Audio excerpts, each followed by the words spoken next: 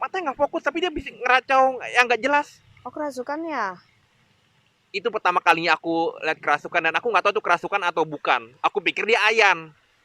Emang ada riwayat ayan? Nggak ada.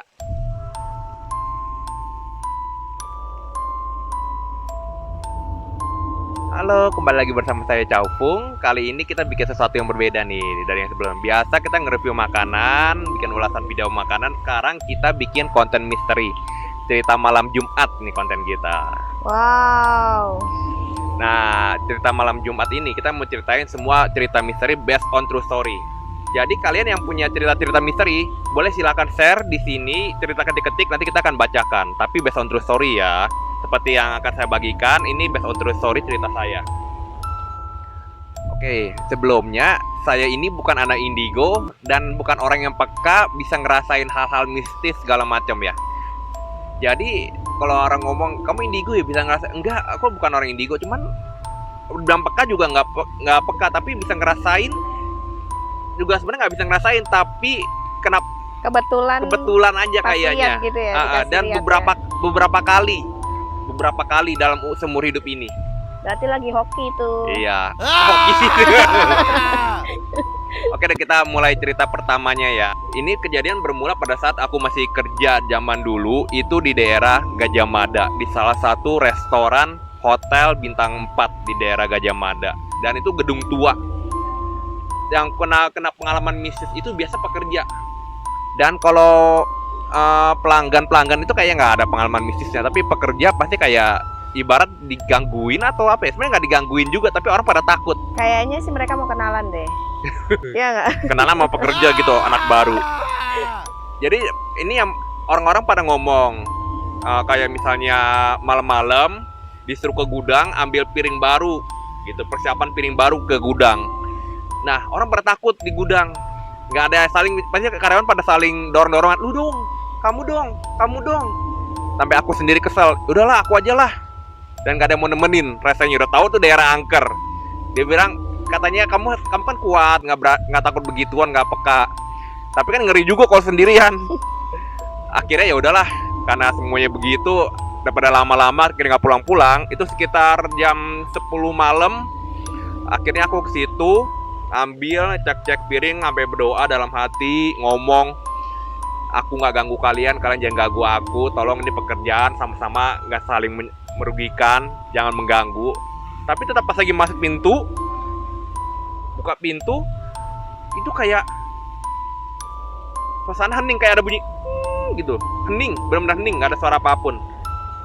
Aku bongkar piring, nyari piring, persiapan buat besok kan. Pas lagi aku mulai bongkar, aku kayak mulai merinding, kayak ada banyak mata kayak natapin di satu ruangan. Sampai sekarang ini kayak bulu kuduk merinding. Dan ini terus terang, aku bukan indigo, jadi aku nggak bisa ngerasain apa-apa. Tapi itu pertama kalinya aku ngerasain ketakutan sampai merinding. Sampai aku nyanyi biar nggak takut. Tapi malah makin lama makin takut. Karena kayak aku lagi bongkar piring. Di ruangan itu cuma ada aku aja. Tapi ruangannya gede, namanya gudang kan. Gudang piring-piring, melamin, teko, semua, sendok. Tiba-tiba ada suara orang nyari-nyari piring selain aku. Wow. Jadi kayak lagi pindahin piring, prak. Kencang banget suaranya. Kenceng. Oh my god. Sampai aku juga takut nih. Piringnya belum ketemu lagi, mau dicari. Mau keluar nanggung. Semakin banyak, semakin aku cepetan. Semakin kayak ada pressure-nya, semakin banyak tekanan gitu. Sampai ketakutan. Pantas orang nggak ada yang mau ke sana. Cuman kata beberapa teman, orang yang bisa ngerasain, bisa kerasukan di situ. Oh my god. Sampai akhirnya udah ketemu, aku keluar, orang-orang pada ngomong gimana. Aku sih udah sering ke situ, walaupun sering ke situ tapi tetap aja ketakutan. Itu cerita mistis pertama. Jadi kalau misalnya menurut kalian ini bohongan apa enggak, atau anak indigo bisa tahu nih bohongan apa enggak, tulis aja di komen ya. Itu cerita pertama saya ya. Tadi cerita pertama ya, sekarang cerita kedua nih. Oke, di cerita kedua ini kejadian berulang yang biasa. Itu biasalah, saya disuruh nyari piring lagi di gudang sendirian, tapi kali ini ada yang nemenin, partner saya cewek. Jadi sendirian apa nemenin nih? Nemenin dia, nggak sendirian lagi kayak sebelumnya, kali ini ditemenin cewek Oh. satu, dia bantuin karena yang lain nggak mau nemenin, kasihan liat saya. Akhirnya dia bantuin nyari piring, lama juga. Gue bilang, ih merinding nih. Dia bilang, iya nih cepetan dong, dia bilang. Tiba-tiba dia matanya kayak nggak fokus, udah matanya nggak fokus, juga kayak berdiri gitu doang. Maksudnya kayak shock, bengong atau apa nih? Matanya nggak fokus tapi dia bisa ngeracau yang nggak jelas.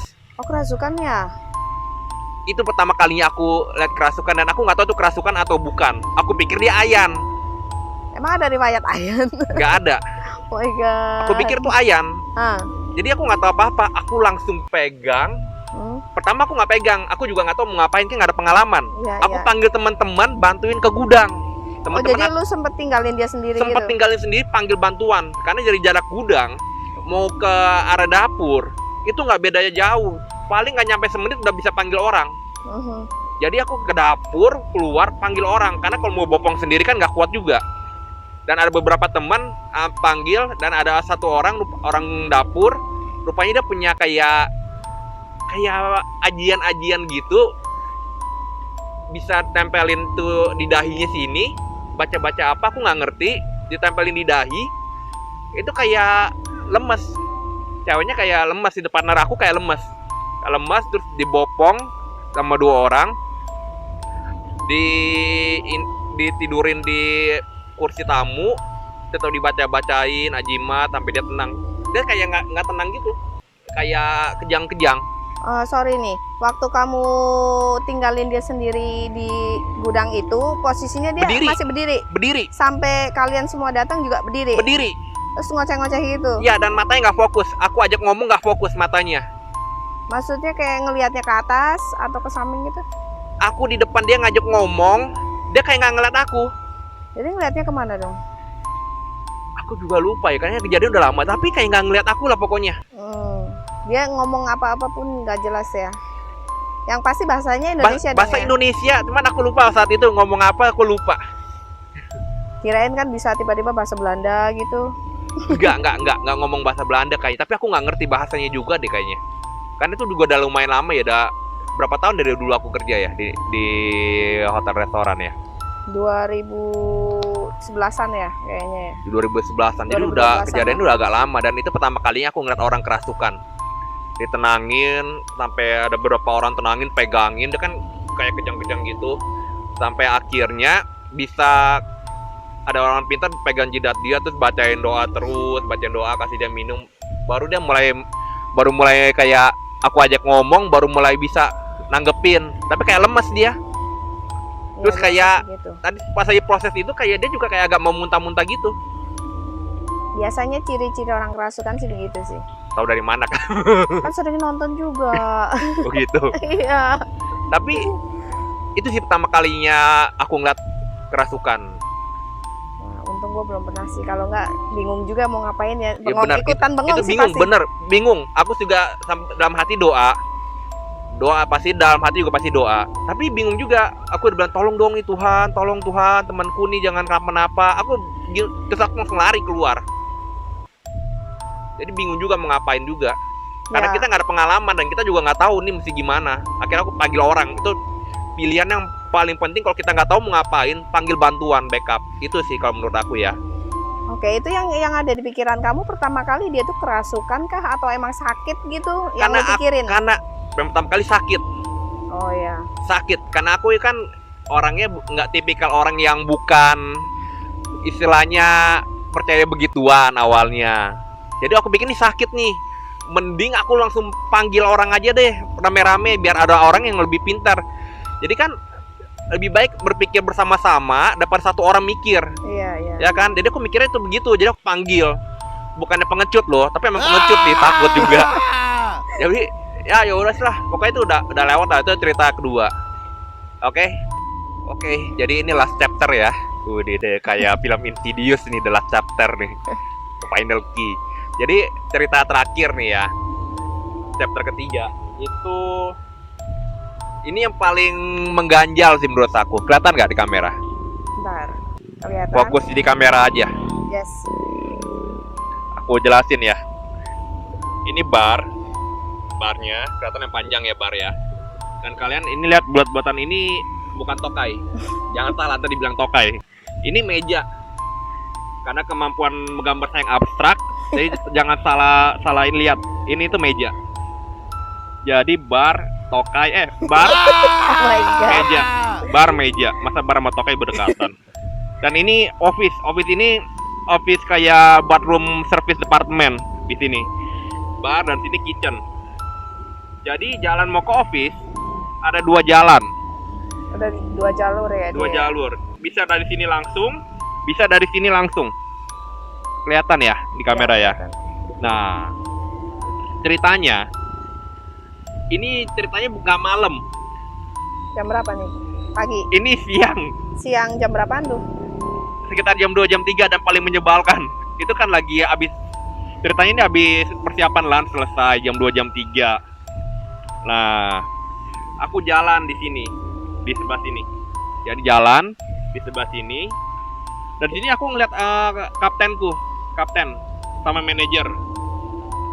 Aku lihat dia pas-pasan di sini kapten sama manajer. Oke. Nah, manajernya menuju ke arah kantor. Aku ada perlu sama manajer. Jadi aku langsung potong aja lah dari sini. Aku panggil dia nggak mau datang. Manajer itu sama aku udah kayak teman baik. Soalnya orangnya asik banget. Aku bilang, bos. Biasa itu kita ketawa bareng, bisa makan bareng. Jadi manajer itu udah baik banget lah sama aku. Jadi pas lagi panggil dia nggak datang, mungkin nggak kelihatan kali ya. Aku pikir dia pas-pasan sama kapten di sini. Udah gitu dia langsung menuju ke office. Aku dari pintu sebelah sini, pintu dapur, masuk ke office. Aku ngeliat dia dari sebelah sini nih, pertengahan sini. Aku ngeliat dia masuk, buka pintu di office sini. 100% dia buka pintu di office. Pas lagi aku masuk ke sini di office, buka pintu, cuman ada 1 orang dan itu bukan yang aku lihat. Bukan manajer yang aku lihat. Ini teman aku lagi ketik di situ. Gua nanya, si manajer mana? Dan aku bilang, manajer kemana? Dia bilang, nggak ada manajer dari tadi, nggak ada yang masuk, baru lu yang masuk. Ya aku syok dong. Terus yang tadi aku lihat masuk ke situ siapa yang aku kejar-kejar? Oh, horor banget. Itu jam 2, jam 3-an loh. Berarti Tapi memang kejadiannya lagi sepi. Memang dia pinter kayak benar-benar gak lagi rame. Memang dia tahu jam-jam sepinya. Berarti itu dengan kata lain dia tuh nyaru dong ya, nyaru mirip sama seseorang gitu kan? Nah, ini satu pelajaran yang aku ambil ya. Selama aku kerja di sana, aku selalu bilang sama diri aku sendiri, aku itu nggak pernah takut sama hal begituan. Aku selalu ngomong nggak pernah mau nyari masalah, nggak pernah takut, dan jangan ganggu. Jangan pernah ganggu. Kita sama-sama kayak ibarat mau hidup. Aku selalu ngomong begitu. Sampai teman-teman juga aku bilang, lo orang gak usah takut, kalian gak usah takut. Kenapa mesti takut? Aku selalu ngomong begitu. Kenyataannya aku emang takut jadinya. Dikasih 3 pertanda begitu loh. Dan itu bukan di hari yang sama, di selang-selang hari. Tapi dalam bulan yang sama gitu? Enggak. Jadi itu benar-benar bikin aku takjub banget sih. Itu pertama kalinya juga aku ngeliat hal yang misterius. Sebenarnya bukan pertama kali. Jadi jauh sebelum itu ada lagi cerita yang lain waktu aku masih kuliah. Dan itu nanti aku bahas di video berikutnya. Oke. Jadi singkat ceritanya udah berakhir ya sesi kita. Soalnya kalau kepanjangan takut orangnya ngantuk semua. Pengen ngomong aja, terima kasih udah nonton video ini dari awal sampai akhir. Dan jangan lupa subscribe, follow kita punya channel kita. Dan jangan lupa kalau mau cerita dibacain, tulis aja ceritanya, ketik-ketik. Tapi based on true story loh kalau bisa. Tulis ceritanya dan masukin di email. Kirim ke email, bukan masukin. Kirim ke email.